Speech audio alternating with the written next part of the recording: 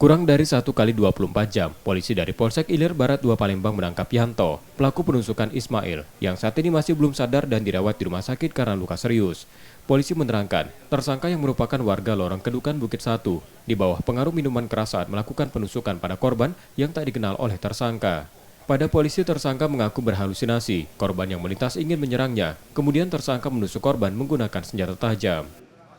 Di mana pelaku atas nama Fitrianto alias Yanto pada saat itu pengaruh alkohol yang begitu kuat sehingga pelaku ini merasa kalau korban akan mencederai ataupun melukai dari pelaku yang sedang memarahi anaknya dan langsung menggunakan senjata tajam sebilah pisau menusuk perut korban dan korban sementara berada di RSMH dalam keadaan koma.